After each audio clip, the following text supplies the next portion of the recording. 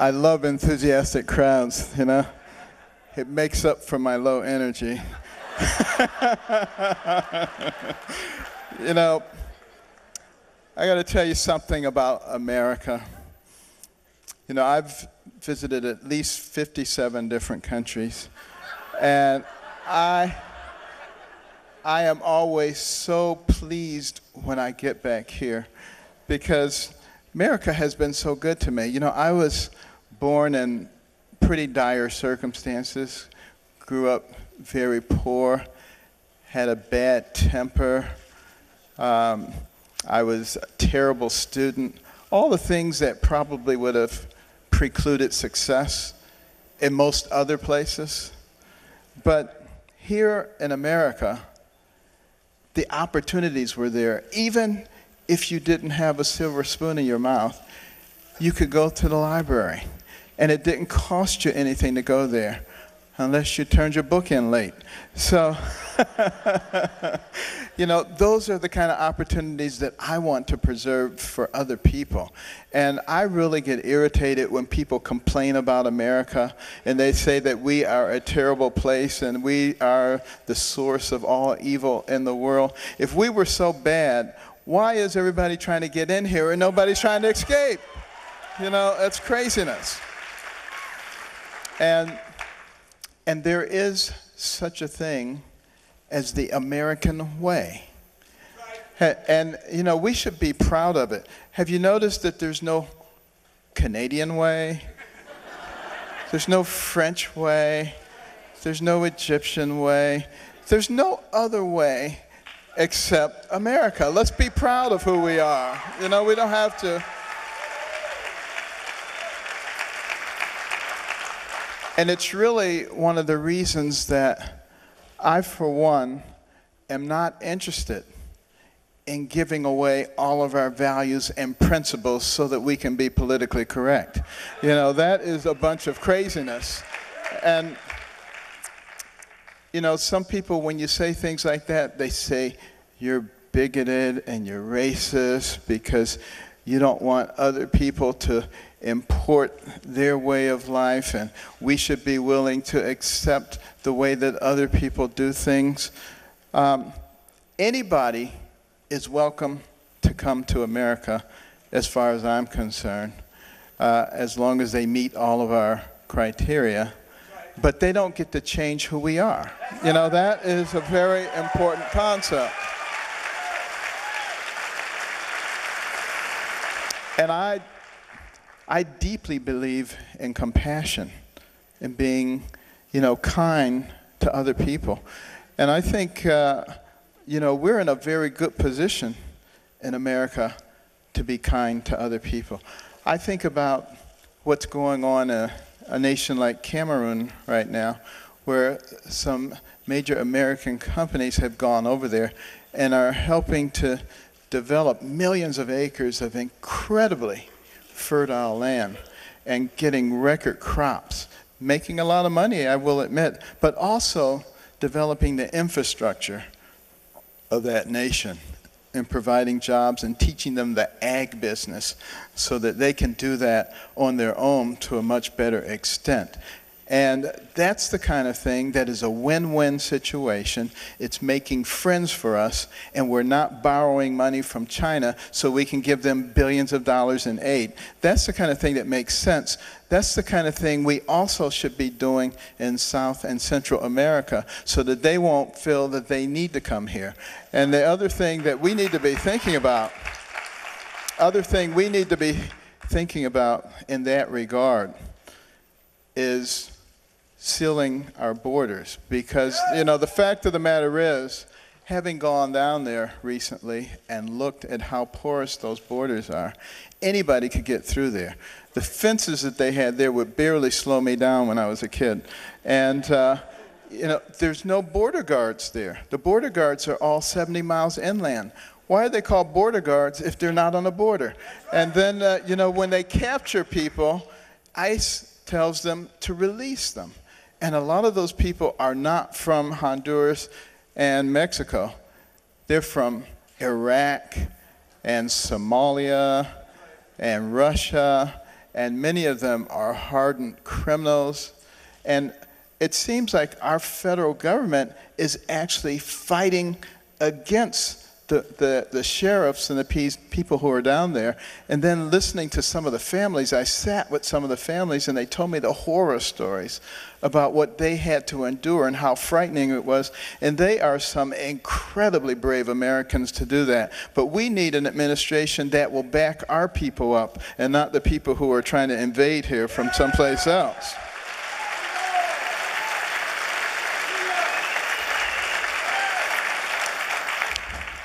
And I've already done some interviews today, which you'll be seeing on television over the next couple of days. I just am so tickled with the media. I mean, these guys, they're like, they just don't get it, you know? And, you know, the interesting thing is, the media is the only business in America protected by the United States Constitution. And there was a reason that they were protected. It was because they were supposed to be on the side of the people. They weren't supposed to pick and choose which side they were on, because that distorts the entire system. And we should hope and pray that one day they come to understand that if the nation goes off the cliff, they're going off with it. And maybe they will wake up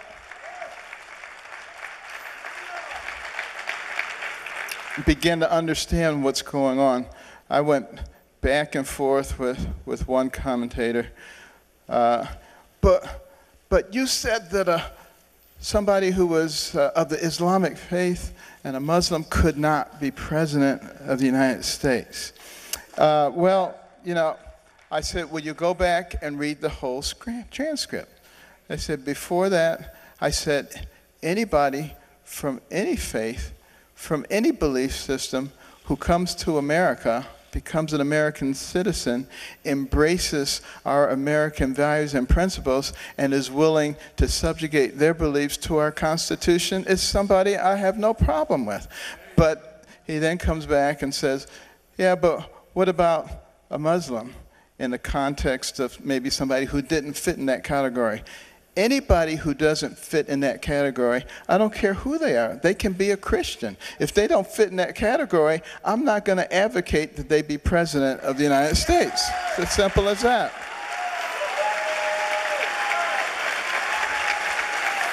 And by the way, not advocating that they be president of the United States in no way precludes them from running. As the last I checked, we all had the right to decide who we wanted to advocate for. We don't have to in any way say that you must say this or you must say that. You know, political correctness is ruining our country, and we need to stand up for what we actually believe, which is ridiculous.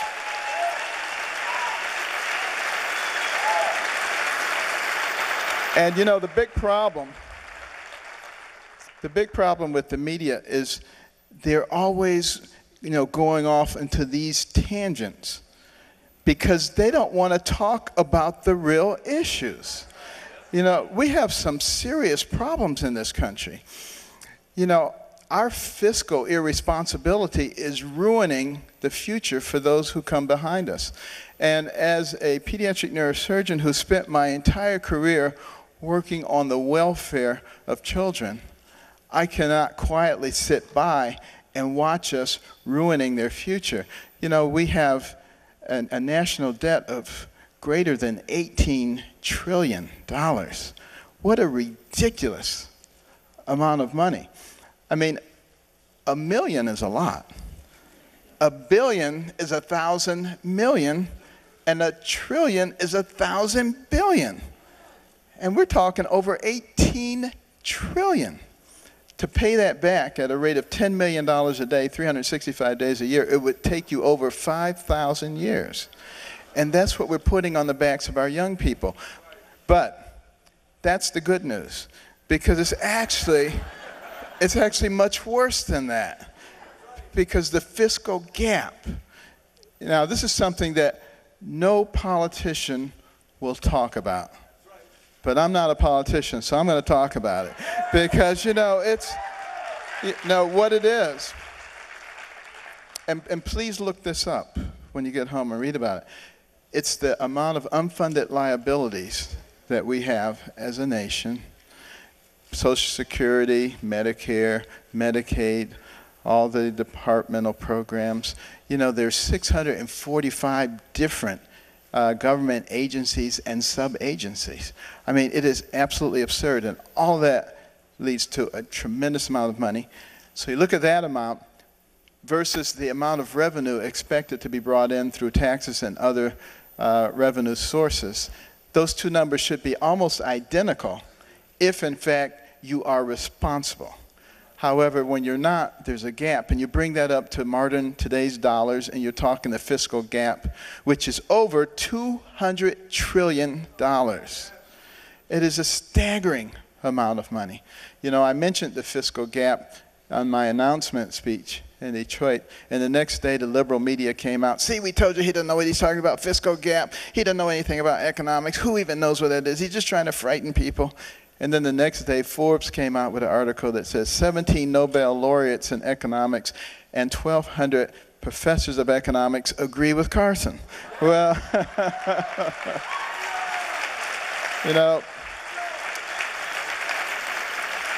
that kind of took some of the wind out of their sails. But the fact of the matter is, you look at that amount of money, the only reason that we can sustain that level of debt is because we can print money, which we are doing in a very irresponsible way. We stopped coupling the dollar to the gold standard back in 1971. It's our good name, faith, and credit since that time, which is not all that good, to be honest with you. And it is a house of cards that is ready to collapse. And what are we doing? Continuing to increase that level of debt. And in fact, I would say, if your representatives, and I don't care whether they're Democrats or Republicans, if they continue to vote to increase our debt and to raise our debt ceiling and raise the amount of money that we're going to spend at the expense of those coming behind us, you need to find out who they are and you need to throw them out of office. That is absolutely imperative.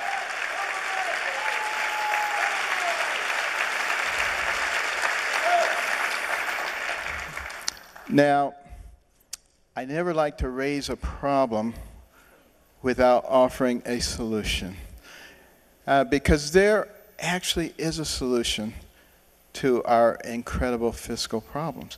We are in possession of the most powerful and dynamic economic engine the world has ever known.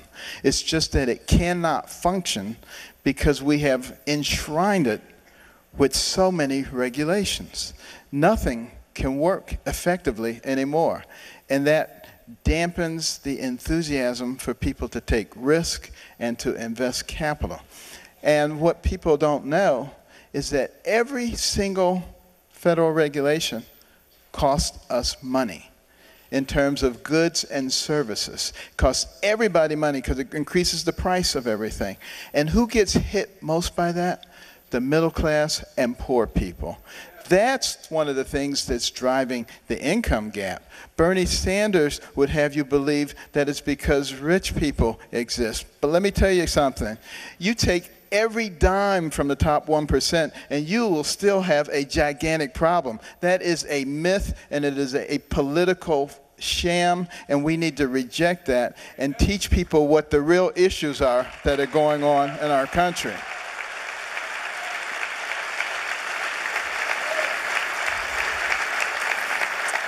And then when you look at our national debt of $18+ trillion, it forces the Fed to keep suppressing the interest rates.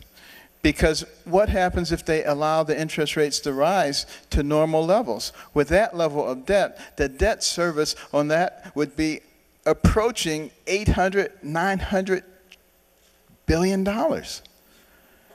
That's ridiculous. We can't do that.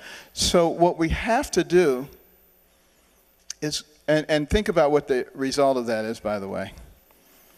For years, traditionally, how did people, average people, make money in our society. Joe the butcher, every Friday, put 5% of his paycheck in a savings account. And he watched it grow over the next 3 decades, so when he retired, he had a nice nest egg. He's not incentivized to do that anymore. That's problematic. And, you know, putting money in the bank, bonds, things like that, which allowed the average person to develop some degree of financial security, those things haven't existed for almost a decade now. And the only place to make money is in the stock market. But in order to do that, you have to have a risk tolerance. Who has risk tolerance? Rich people. So again, a driver of the gap. And we have to stop allowing the left to deceive people into thinking that it is the wealthy people among us who are causing their problems. That's not who's causing their problems. It's the socialists among us who are causing a problem.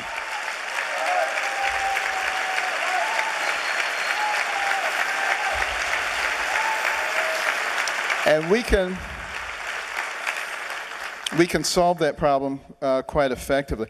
You know, the other thing that they don't want us to focus on is the weakness of our military. You know, it is at, record lows. And, you know, our Navy, our Air Force, and you know, the Commandant of the Marine Corps in recent congressional testimony talked about, you know, our non-deployed units and how state of unreadiness existed, largely because they're not getting the kind of support. It's not because of the men and the women. The men and the women in our military service are tremendous people. I sound like Donald Trump, tremendous people, okay? but you know, but look at what we're doing also by weakening our military and not taking care of our veterans. The recruitment of our veterans is down by 14%. This is hurting us. The morale is down. And we've got 22 to 23 veterans committing suicide every single day. I mean, and that's the tip of the iceberg. And it shows that we're not committing our support to them. What we need to be doing, as far as I'm concerned, is the day that they enroll, they need to be also enrolled in a support system that will take care of them all the way through their military career. And a year before their discharge, we should have people working on their integration back into society so there is no gap. And they should have a health savings account, which is subsidized by the government, which allows them to go to any hospital or any clinic, and we should be happy to take care of them.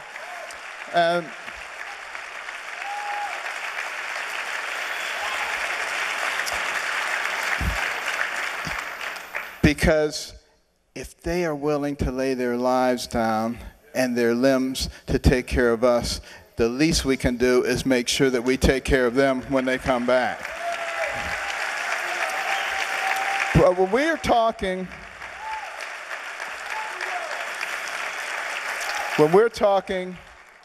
about our values, because this is a value builder summer, what are our values?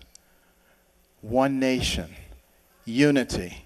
Let's stop letting the purveyors of division divide us up. You know, you know what? They don't even care if you agree with them as long as you shut your mouths and sit down. I think it's time for us to stop shutting our mouths and sitting down. Also, one nation under God. We have to stop allowing the progressives to drive God out of our land. You know, we must be willing. We must be willing to stand up for it. Because as they drive him out, look at the direction that we're going in. It's a downward spiral. We need to stop it now. And you know, it was Thomas Jefferson who said, the American people, they would become less vigilant. They would stop paying attention. And as a result, the government would grow and grow and infiltrate every aspect of our lives, and it would begin to control and dominate the people. But he said, just before we turned into something else, the people would wake up and they would once again take control. I say now is the time to wake up and take control. Thank you. I'm the leading state sponsor of terrorism